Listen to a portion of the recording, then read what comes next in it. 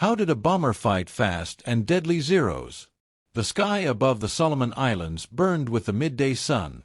Inside the bulky frame of a B-17 Flying Fortress, Captain Jack "Hawk" Harrison wiped the sweat from his brow and peered through the cockpit windshield.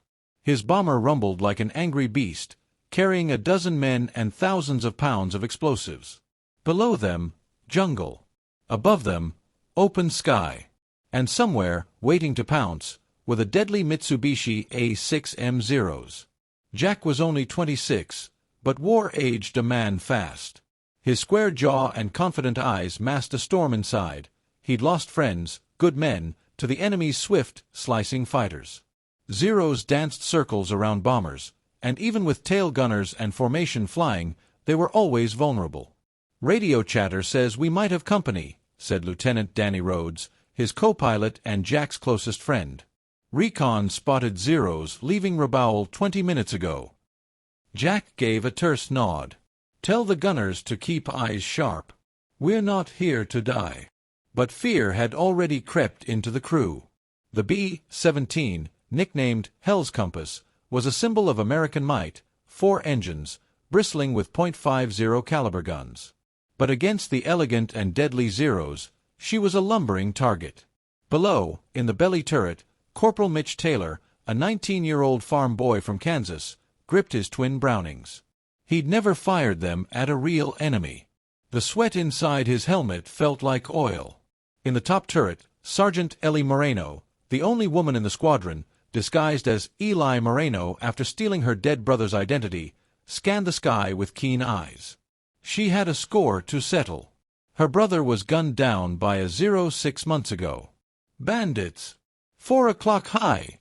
shouted the tail gunner, panic breaking in his voice.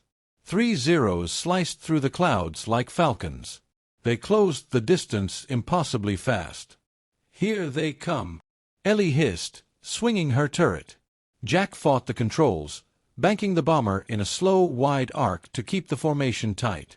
But one by one, the other bombers were veering off, hit, flaming, falling. The formation disintegrated in seconds. "We're alone!" Danny shouted.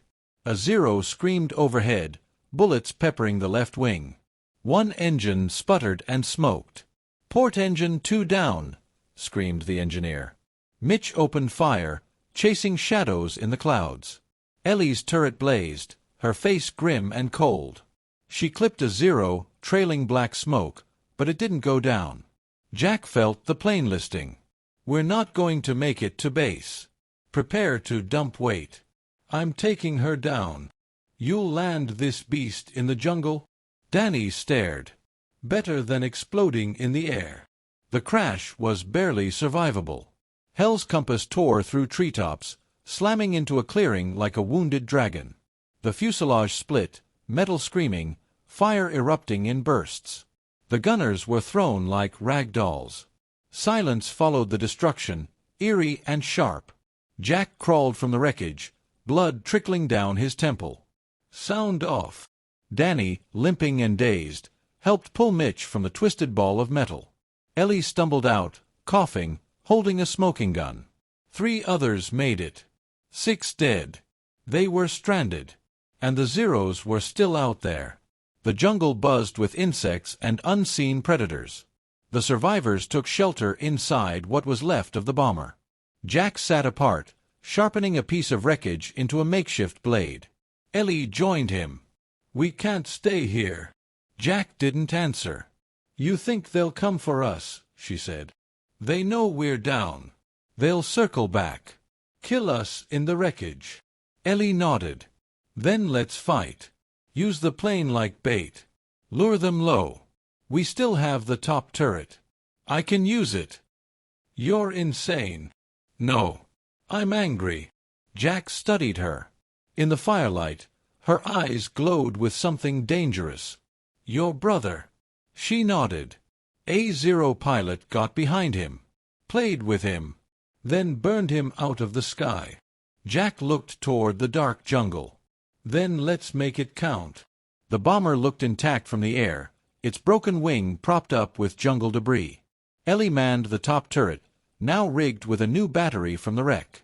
Jack and Mitch waited with flare guns and rifles. Then, the sound came. Distant, high-pitched whines. 3 Zeros returned, hunting. "They're coming," Ellie whispered. The first Zero swept low, inspecting the wreck. Ellie fired. Direct hit. The Zero cartwheeled into the trees. The second dove straight in. Mitch fired his flare, blinding. The pilot flinched, wings wobbled. Jack's rifle barked. Not enough. The Zero released its payload. Fire bloomed. Ellie's position was compromised. She screamed but kept firing, face blackened. She hit the second Zero in the wing, spinning it into the treetops. The third pilot hovered above, hesitant. Then he nosed down, charging. Ellie's turret jammed. "Cover me!" Jack roared and sprinted, dodging wreckage and gunfire, until he reached the top hatch. The Zero dove. Ellie passed Jack the gun. He aimed. Too slow. Then, a crack from the trees. The Zero burst into flames mid-air. Mitch had climbed a tree, flare gun in hand, and fired directly into the cockpit. The flaming Zero exploded overhead, raining debris over the jungle. Silence followed. 2 days later, a search plane spotted the smoke. Rescue came swiftly. Of the original 12, only 5 survived. But word of what they'd done